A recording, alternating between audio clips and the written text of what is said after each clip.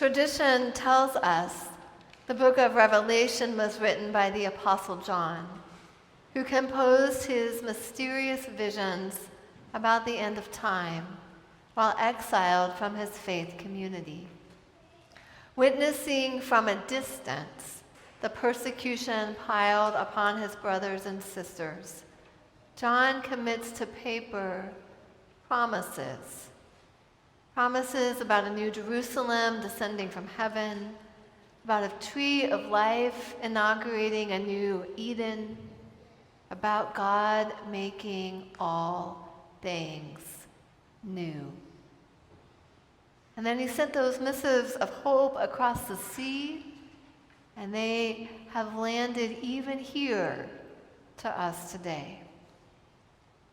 Now, when life was threatened all around him, John's answer was to engage in some theological imagination. And so I invite us to do the same. Aaron was fresh out of nursing school, studying for exams, when an aide's position opened in a retirement community. Needing the work, thinking the experience would strengthen the resume, Aaron wound up walking the hallways during the overnight shift. Georgina resided at the end of the hall, in a room cut off a bit from all the rest. Soon, her room became the one Aaron entered only when necessary. Nothing I do is ever good enough, he thought on those nights when her room was too hot and then too cold, when the dinner was deemed disgusting and the bedpan did not come fast enough. Beneath the complaints, Aaron could sense his patient's discomfort, how fear rose like a chaotic wave within her. Georgina was something to tolerate, someone to manage. And feeling like a failure at so doing, he avoided the assignment. Until the day came when Georgina lay dying. It had been years since she had had visitors. At first, out of sympathy for her isolation, Aaron lingered in the room, straightening the blanket, wiping the forehead. As he did so, he realized the feeling of the room was changing, and in it, too, his own spirit was shifting. That anger, typically so fierce upon Georgina's face, was easing. The fear, usually right next to the anger, was also leaving.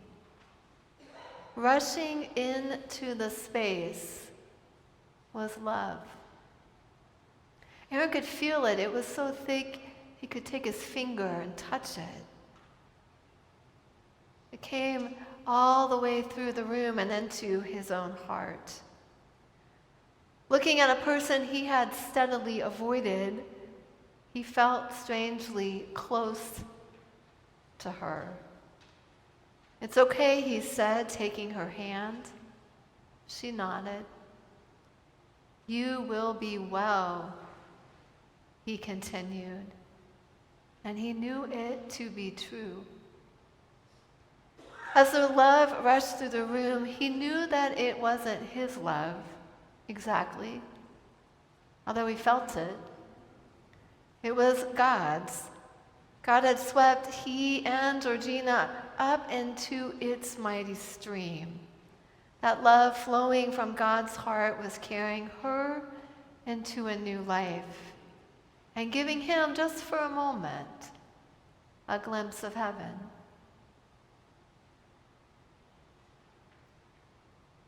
The message of All Saints Sunday is a promise. It's a promise that a world exists beyond this wounded one. A world where the great multitude of persons from every walk of life, from every span of God's cosmos, are gathered around the throne, standing firm in the fullness of God's love, a fullness which we cannot measure. This is a place where one cannot help but sing, Alleluia, Alleluia. And today we touch that space. We step into that stream of love. So often, though, we glimpse God's promised world by way of grief. A loved one dies and we are heartbroken. The world crashes down around us and we wonder whether the chaos will overtake us too. The newspaper names the innocent killed, the shelter beds taken, the food banks running empty, and we ask, God, when will the hungry be fed? When will the thirsty be satisfied? When will the tears be wiped away for good? Did you know that grief can change your vision? It can make your prescription different. Grief and the love that makes us grieve also teaches us to see new things. Every lament is a love song, writes Nicholas Voldersdorf, and we mourners who have glimpsed God's new day break out in tears when confronted by its absence. This is the gap we stand in today, a glimpse of heaven and tears upon our cheeks from our still broken world. Each year, the roll call of saints who have died in the past 12 months bears witness to ones who have lived faithfully in that gap between earth's incompleteness and heaven's overflowing love. This year is no different. We have mothers and sons and wives, doctors, husbands, fathers, engineers, teachers, missionaries. One who worked to be sure the kitchen here at Grace was cleaned and organized on a regular basis. Another, a protector of the rights of aging persons. And each year, too, I am struck by how the losses accumulate over the years. Sometimes when I enter the sanctuary, I can remember them, at least the ones that I know, who we have loved and lost, and I can even see them sitting here among us.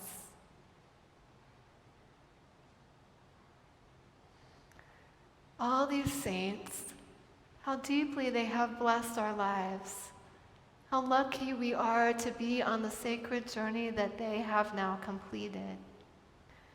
They have stepped into God's stream of love, and they invite us to see anew the chorus around God's throne, the heavenly prize to which our labor today strives. And their witness helps us remember that even when we mourn, we are blessed. Even when we feel meek and low and forgotten, we are blessed.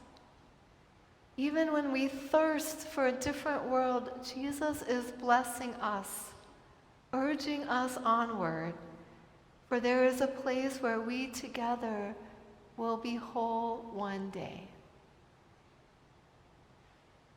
So remember the promises that live beyond our time. Remember the truth upon which you stand. Lean into the love. It is there for you too. In just a few moments, we will begin our litany for All Saints Sunday. And after we share with each other the names of those in our congregation who have died, there'll be a moment for you to come forward, to receive a candle and light it and place it in the box of sand right here. As you go, you are invited, if you'd like, to speak the name of those that you remember, using the microphones at either side. As Pastor Lim said, community is here. The saints surround us, and God's love is overflowing.